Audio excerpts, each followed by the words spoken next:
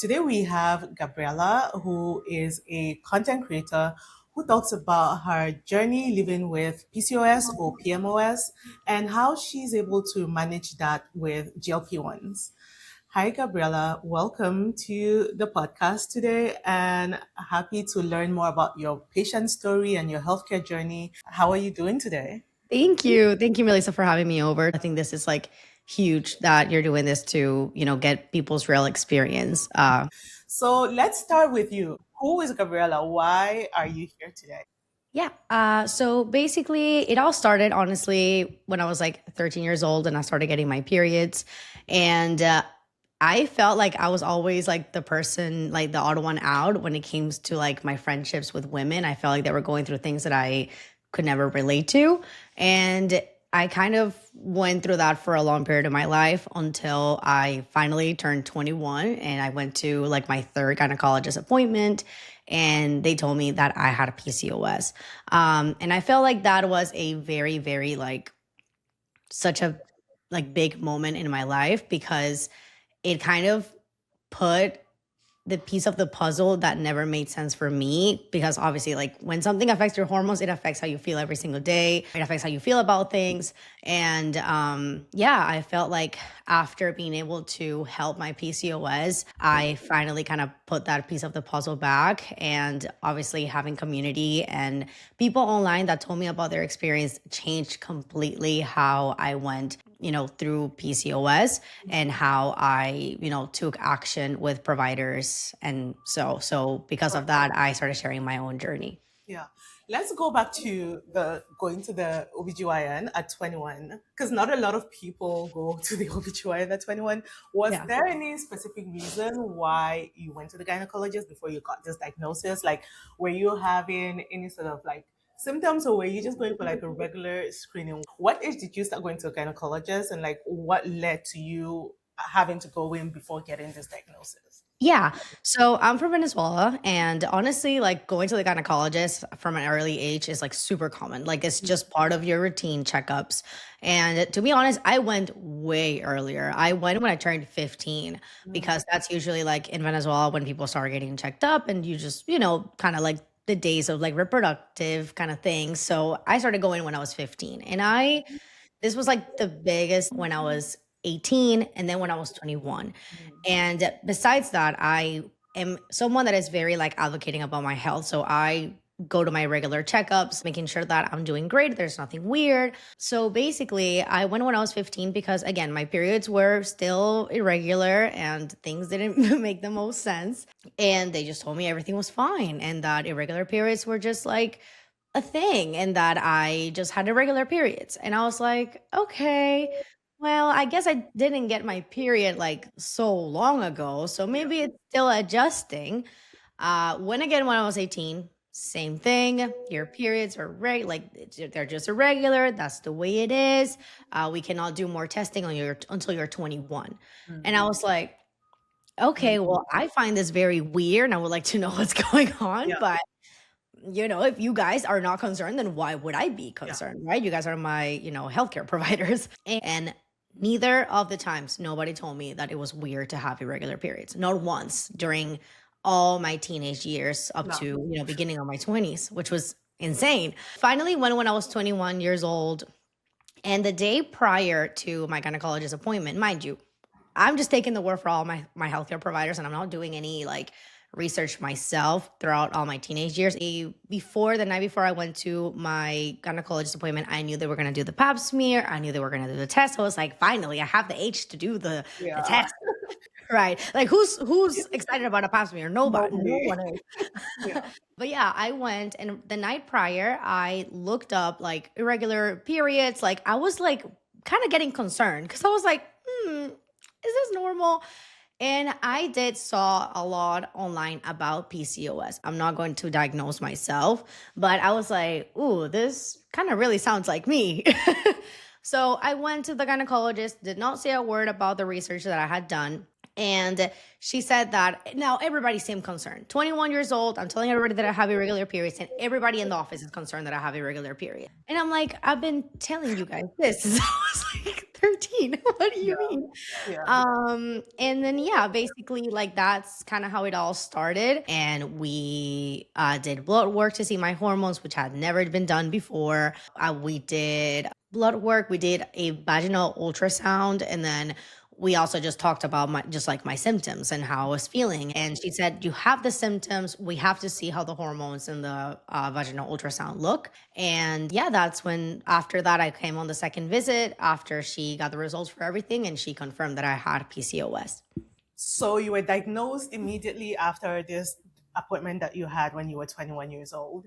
Yes. And as you said, like the only symptoms that you had were probably like irregular periods and, again, like weight is not really a symptom of like anything with. The reason why I asked this is because like I started going to gynecologist pretty later, right in life, because like there was always like this sort of like taboo about going to a gynecologist. I come from an African household whereby it was like, why are you going to the gynecologist so early? You're still so young, like that's not a thing. I feel like the healthcare experience changes with different people depending on like different cultural contexts and like where people come from. I think what I want to touch on is just like this preventative approach to healthcare, whereby you don't necessarily have to have like some serious thing to go into your doctor to go get checked or to ask questions. Tell us a little bit more about like, okay, from when you get that diagnosis, how much more proactive did you have to be? How was the experience following that? What happened after you got that diagnosis? Did you find yourself still having to be more like advocating for yourself, or did you feel like, okay, now you have a diagnosis, so like the healthcare system kicks in, right? They tell me I have PCOS. So the first one, we did all the tests. And then on the second one, she got all the results so she could tell me what was going on. After everybody getting concerned about the irregular periods, that first visit, I kind of looked a bit more into it. And I started seeing people's stories. I started seeing a lot of information about just PCOS. And to kind of talk a little bit about what you said about like not going to the gynecologist early, I have a really good reason, and my family was actually really pushing me to go to the gynecologist. I come from a family that has a lot of cancer, so like my mom passed away from uterine cancer and then ovarian cancer. My grandma passed away from breast cancer. So because of that, my family is always extremely on top of like anything reproductive or like gynecological and stuff like that. So that's why I always started getting these kind of visits very, very early on to make sure that everything was fine. I think even when I was 15 in that moment, I did not even have health insurance. And in that moment, my family like paid the out of pocket price for everything for me to, make sure that everything was fine, because obviously like I'm linked to my mom. Everybody was kind of, acting weird about the irregular periods. I was like, now you Now guys. you'll take it seriously, huh? I started looking into PCOS because that was the one thing that I felt like made the most sense compared to, everything else that I was seeing. And I started doing a lot of research, heard a lot of people's stories, a lot of things. And one of the things tied up to preventative, care with my family is that I've always grown up to not be on birth control. My family is very pushy when it comes to not being on birth control, but they've always said like, it's bad for you. It can bring more issues. So because of all the other history plus everything else, a lot of people were saying that they were going on birth control. And a lot of people started saying that it did not help them. And I saw a lot of providers online talking about how it masks PCOS and it doesn't really help the root issue of PCOS. So I was extremely disappointed when I came to my second visit. Now, knowing all of this, like now doing way more research about PCOS than just a night scroll. My gynecologist told me you can only take birth control. Like that's the only answer. But I do not want to take birth control. So is there anything else that I can do to help it? Maybe birth control is going to fix it. I want to at least help it. If I don't want to go that route, what supplements can I take? What, in what way can I change my eating? What kind of workouts can I do? Like, help me. Like, Yeah. and there has to be Like something more. something else. Like let's try something else Anything. before, like, yeah. Literally anything. I was like, I'm not doing birth control. And she was like, you can come back in 3 months and see if you change your mind. There's no other way around it. And I was like, right. It was pretty crazy. And it was the first time I really like I would say I felt that women rage of not feeling, heard of, and like you understanding your body and like trying to speak up. So that is kind of like the first steps, that like how it looked like after I got. I'm very, very lucky because obviously I went to so many gynecologists prior, and I was already very frustrated with the issue because obviously I had been through so many providers, so many gynecologists, so many Yeah. people. And I'm like, why did it take until I'm 21 for you guys to know that something's wrong? And I remember my sister, she came up to me and she said, Gabby, why don't you go to an endocrinologist? And this is the part where I think that whole change of the name from PCOS to PMOS is extremely important. I understand like some people are online, like mainly on the PCOS community, basically saying like this is going to be confusing for people. But what about the people that are getting diagnosed with PCOS every day? Yeah. And this is like a very key moment in my life because my sister says, go to endocrinologist. They like specialize in like hormones. And, like this can be a good way into, maybe looking at it from another angle. And I am a strong believer on second opinions. I need all the thoughts on the table.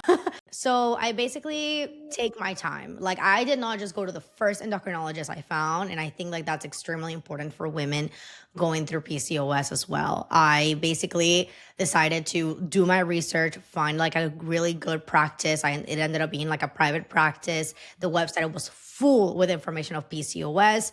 And I felt really, really safe going in there. Now, I was extremely traumatized from that experience and like feeling so shut down about my own health that I basically came into this appointment with a literal whole questionnaire like on my notes app because I was like, there's no way. Like I need someone to explain this whole thing to me. Like I need someone that's going to answer all of these questions without an issue and without shutting me down.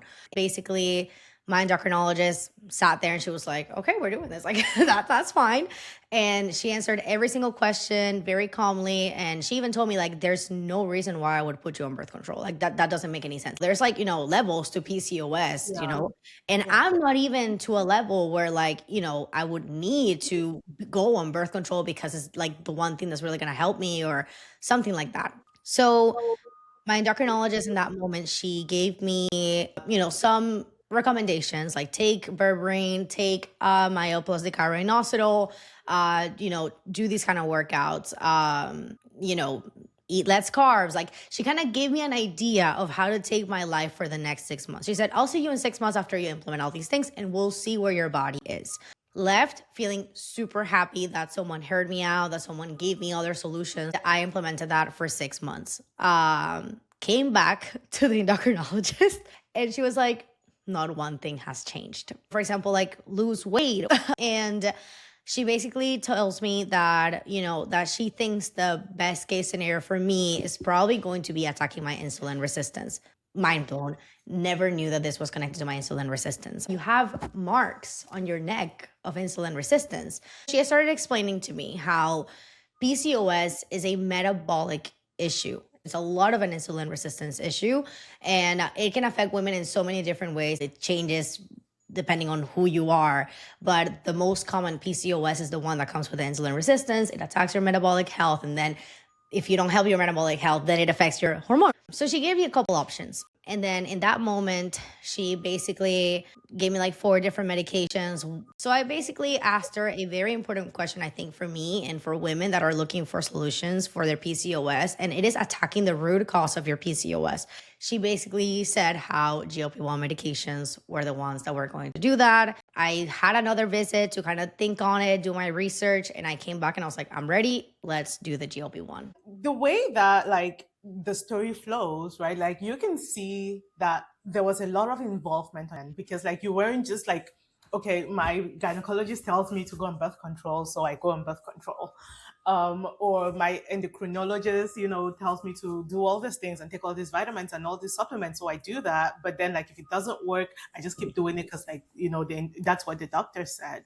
And I think there's a big sort of like divide right now in healthcare where like, at what point do you listen to your healthcare provider? And at what point are you like, what you're telling me doesn't really work, or maybe what you're telling me has worked for all these other people, but what if I don't want that for myself? And I think that that's like a very tricky thing to navigate nowadays, because it's like, well, your doctor is always right? Like your doctor knows the medicine, but like you know your body and you know what you want to do, right? Like, what if I don't want to get on birth control? What if, like, for whatever reasons, there are people that have, religious reasons for not wanting to get on birth control. There could be other reasons why people don't want to get on birth control. But why is that like the first line of treatment when Yep.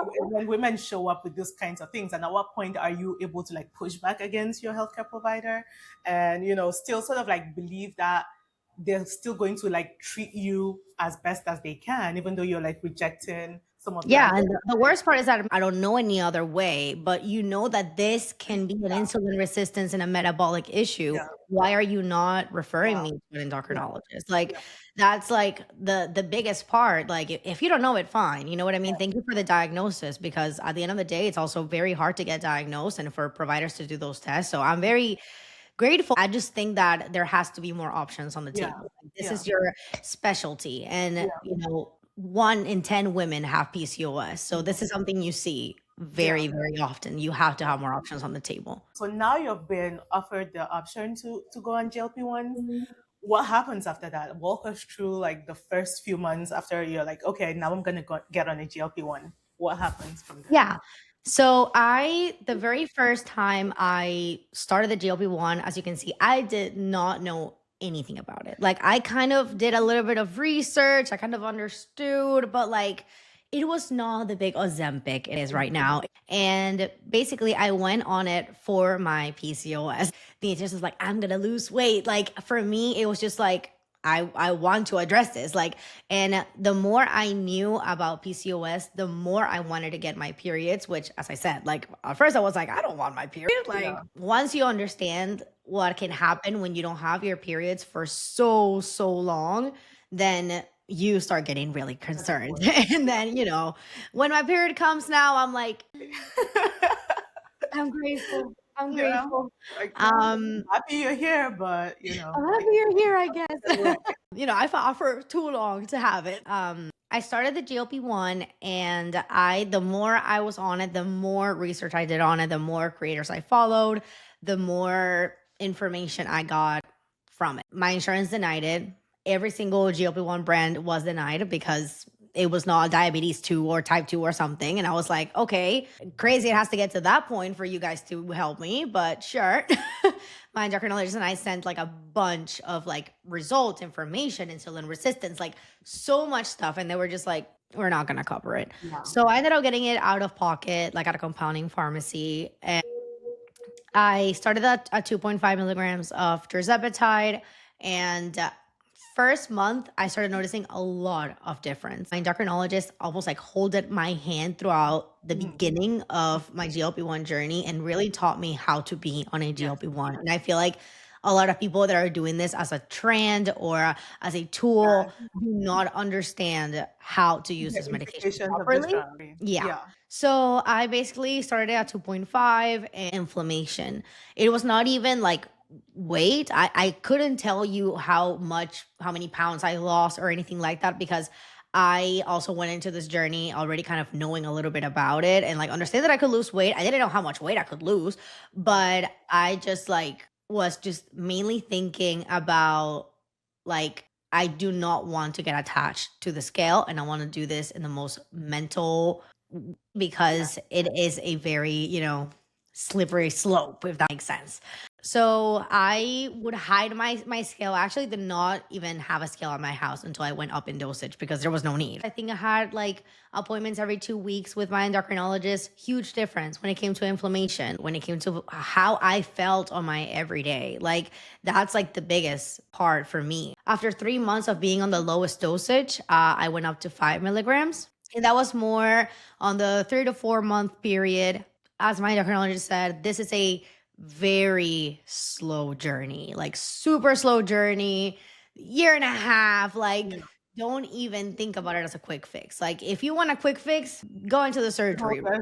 Mm-hmm. That's kind of how the first few like months on the medication was. Now, when you get into like this third month on the medication, fourth month, obviously like drastic change on weight, Yeah. Yeah. because obviously my insulin resistance was just not helping my body work the way it was supposed to Yeah. work. Yeah. So now that my body works, because Yeah. of my PCOS, I had so many issues with eating because I was like, I literally, like, there was to a point where I think PCOS, like, that women that struggle with their PCOS and their weight, because it affects their weight so, so much, and they try to feel better, and like with the inflammation and all those kinds of things, like, it got to the point in my teenage years where I would eat once a day. Like, it was that bad because I was like, I don't know what to do. Like, I'm not losing weight. Like, no matter what I do. And it sometimes puts you in those, like, situations. It's not healthy, but it goes to show, like, how bad it can get when it comes to the metabolic health. Now you've been on this GLP-1 for a few months. You've noticed a huge improvement in a few things like your inflammation and maybe how are you feeling? And I guess the question I want to ask is, what happens to your periods after that for the next few months? Yes. So honestly, after seeing my endocrinologist the first time, and after those 6 months of like doing all the natural things, she put me on progesterone. Now, she didn't put me on progesterone every month.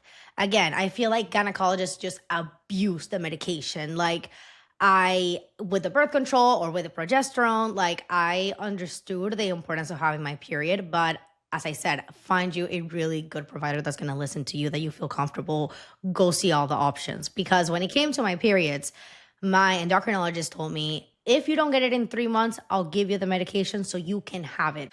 So back to when I started, I was taking my medication every 3 months. I would kind of like calculate it on my app. I was like, okay, perfect. It's been 3 months, getting there, still not having it. Let me call my endocrinologist's office, pick up my medication, take it for 10 days, get my period.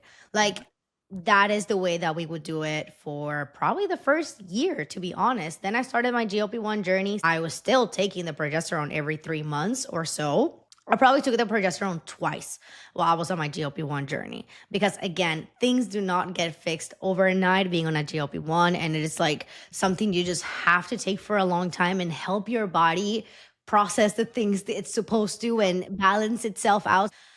So it wasn't a quick fix. I took about 11 months being on my GLP-1 to start getting a regular period. Like every month, a regular period. I even went through a moment. I remember it was December and it was a mess, because you know how healthcare is in December. Like, everything is kind of shut down ish. Like, it's not like you can just like reach out to your private provider.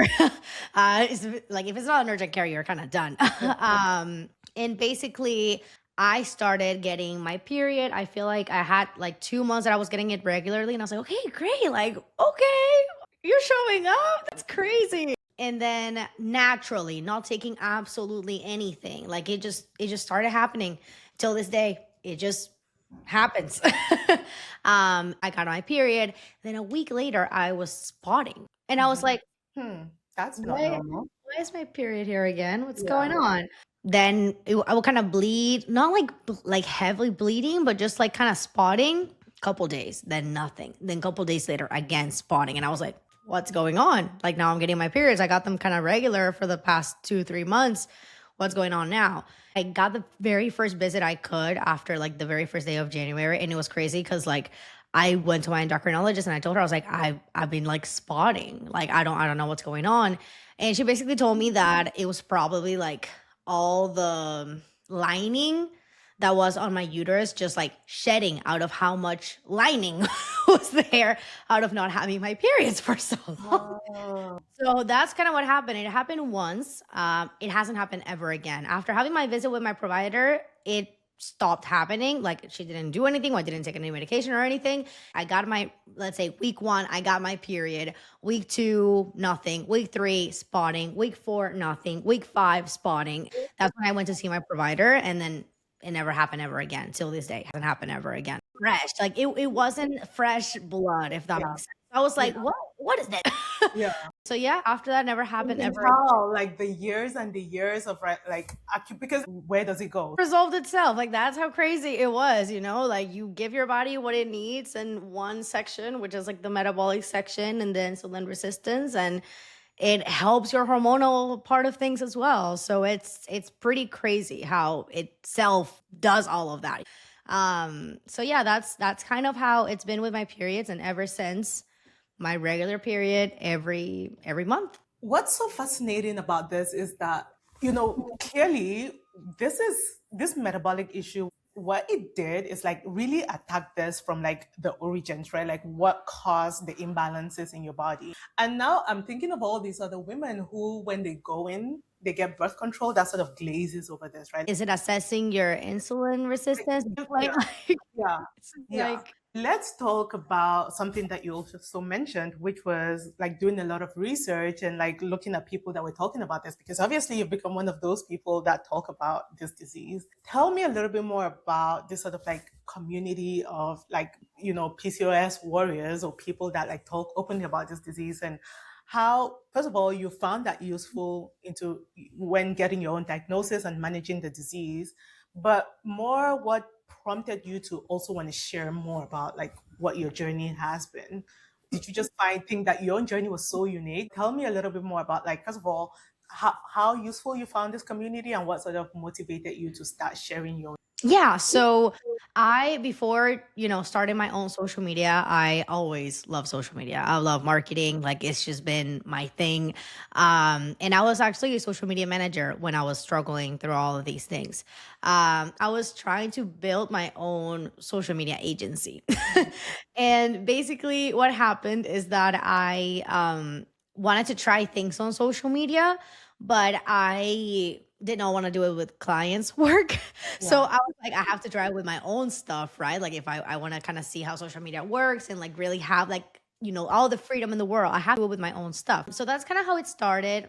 And I was like, what can I talk about? People sometimes want to do social media, but they're like, what do I talk about? What do I show? And I felt like my story when it came to PCOS and like the community I found and everything I learned through social media was so big and something that changed my life so much. I hadn't even started getting my periods when I started like documenting my story. It was mainly about inflammation and weight loss and like having energy and all these other things.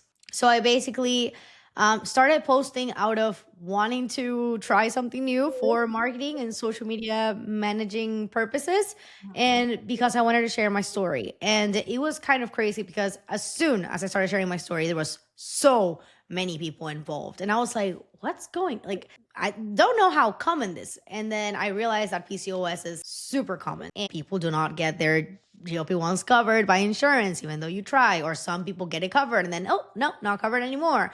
Or you can only go up into a certain dosage. That's not the way a GLP-1 works. Like if you have to go up, you have to go up. Like I don't understand the insurance companies being like, you can only go up to 5. Well, I'm not going to get, like I think that's kind of like why I started. Like I had been involved in that community since, you know, thinking I probably had a PCOS, then getting diagnosed, then researching GLP-1s, then like through so many things and so many women online, like sharing the same journey that I've been through, like the same exact journey that I've been through and how much it has helped them. So I feel like I just became, one of them. I get so many women that like have PCOS and I'm like, well, this is what helped me. Like, this is what I did. This is how I do it. I give them all the instructions. I tell them like, find a provider. Like I encourage them like, this is not a good provider for you. Like they're not listening to you. So I feel like I've had so many women that I've been able to help that they come back to me 6 months later. They're like, Gabby, I feel so good. Like I don't feel inflamed. Like I've lost weight. Like I have so much energy. I still haven't gotten my periods. And then like they reach out to me 3 months later. They're like, I think I started getting my periods. And we don't hear that GLP-1s can help PCOS, but I think this is like the main thing of like, I'm so passionate about the new change of the name of PCOS to PMOS, PCOS. So then it's like, oh yeah, polycystic ovarian syndrome, right? This is all gynecologist. This is all hormonal. This is all your uterus. I spent for so long like trying to understand until my own endocrinologist told me about GLP-1s, and I was like, what are you talking about? Like this is a hormonal issue. Yeah, I want us to go into like the name change, because that's obviously like a big thing around like how the diagnosis or treatment of this Yeah. changes, because like we have a new name change. Tell us a little bit about that whole thing. A lot of people don't know that the name has changed. So tell us a It little bit. has. Obviously, I'm like extremely involved. Like that's all my feed. Like that's that's everything. And everybody was like, "What's it gonna be? What's it gonna be?" Everybody was like scared because I feel like it's the same issue of is this going to point again to a gynecologic Yeah. issue when it's not always a gynecologic issue. It's a Yeah. metabolic issue. It's basically now polyendocrine metabolic ovarian syndrome. So it keeps the ovarian, it keeps, all the things, but it adds endocrine and metabolic. And I think this is huge. Look up PCOS and you kind of read it, you're like, right, like That gynecologist, makes total sense. easy. Yeah. But when you see polyendocrine metabolic, you're like, wait, this is Yeah. more than just like hormones or, gynecologist kind of things. And I Yeah. feel like this, if I would have had this name, and for the women that get diagnosed with PMOS every single day and they go and they read this name, they will understand that this is not just a hormonal issue. And I feel like we're all in the PCOS, PMOS community so happy about is that now when women get diagnosed, they will see. And when you go into what the condition really is and why they changed the name, because as soon as you look it up, you'll explain like, why is it metabolic? Why is it polyendocrine? Why is it ovarian? And for a long time too, like polycystic, like I was like, do I have cysts in my ovaries? Like this was concerning to me because of my preventive issues, right? Like I'm going to the gynecologist to figure out that everything is good with when it comes to my health, because of the family history that I have.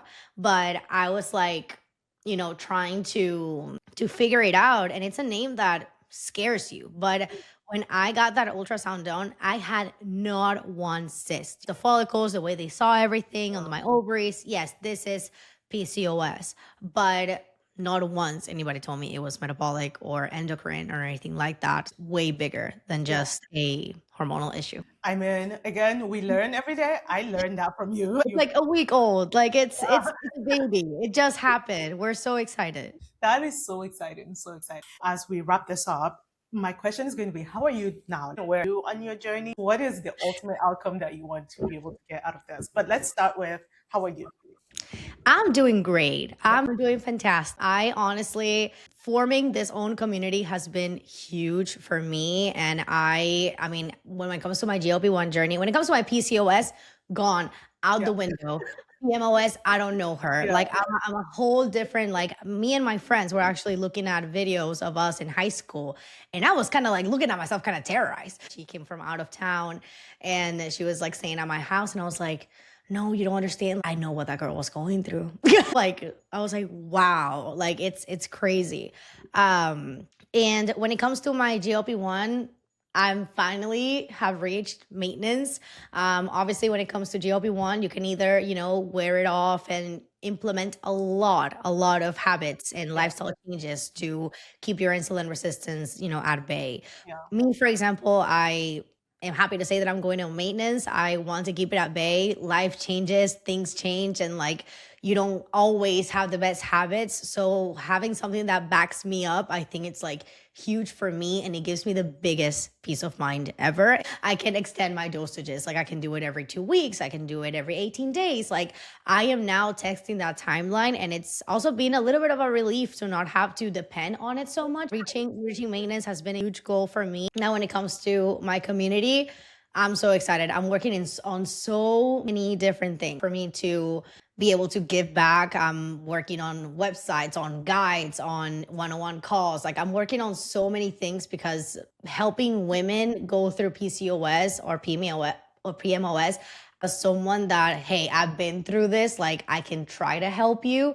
It's like the biggest thing for me. And it's now become, like my whole career. And I love to do it every single day. Wow. Gabriella, your story is so fascinating to me because it just shows when it comes to getting away from this one size fits all healthcare model that we have right now. And that's why I was so excited to talk to you. So thank you again for, making the time. What is one thing that you wish that every woman going through PCOS just knows right now? As somebody who has gone through that journey and is like, what will you tell a girl in high school or early 20s who's really just like not understanding what's going on with her body?